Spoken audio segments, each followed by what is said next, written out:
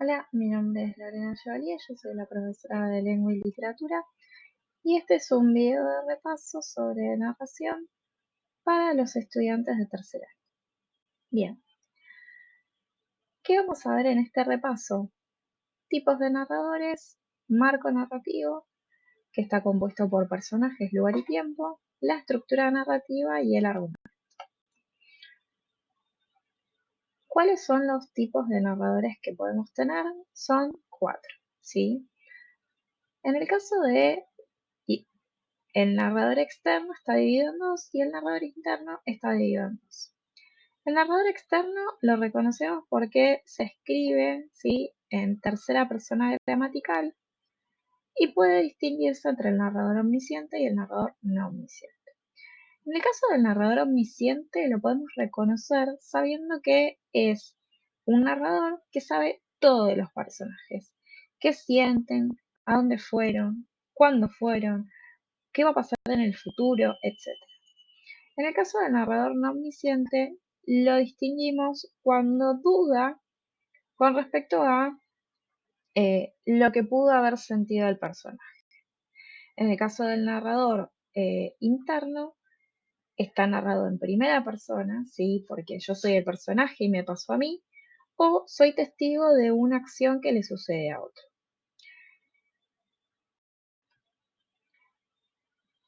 Además tenemos el marco narrativo, que está compuesto por 3 elementos: los personajes, el lugar y el tiempo. Los personajes siempre deben alcanzar un objetivo y para hacerlo enfrentan obstáculos. Los personajes siempre tienen un problema, ¿sí? En la vida de los personajes nunca hay algo normal, ¿sí?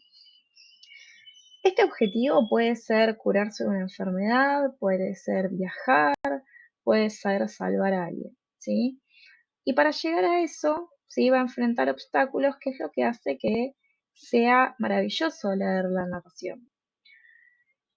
Estos personajes se van a encontrar en un lugar que puede ser abierto o cerrado. El lugar abierto siempre apela a espacios libres, por ejemplo, las calles de la ciudad, una plaza, etc.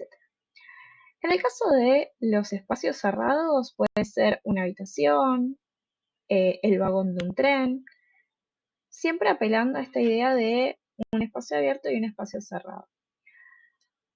El último elemento del marco narrativo es el tiempo, que puede ser determinado o indeterminado. En el caso de que sea indeterminado, lo vemos en ejemplos como los cuentos maravillosos, que me dice había una vez.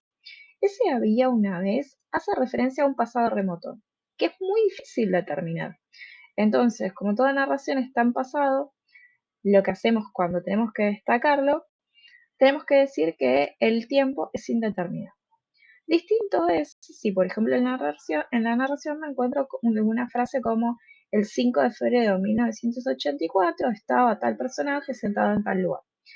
En ese caso sí es determinado porque puedo ubicar específicamente una fecha.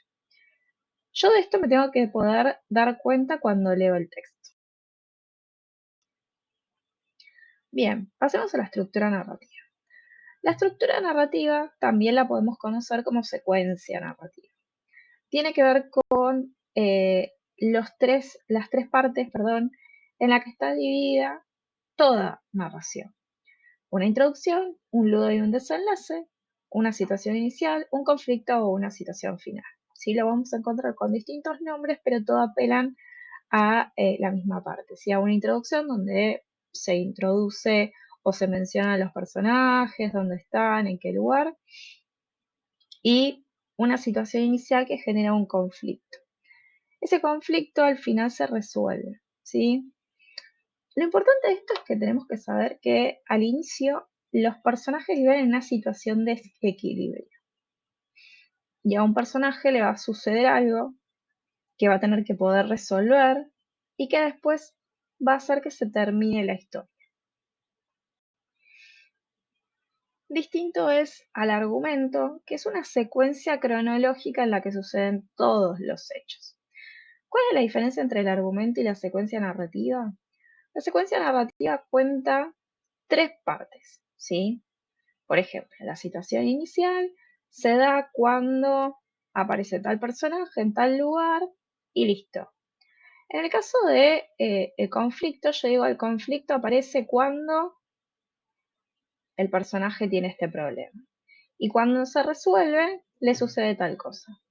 No tengo que extenderme en más de 3 renglones al contar la secuencia narrativa. En cambio, el argumento es la secuencia cronológica de todas las acciones que fueron haciendo que se resuelva ese conflicto, ¿sí? Por eso la asociación con el tiempo. Bien.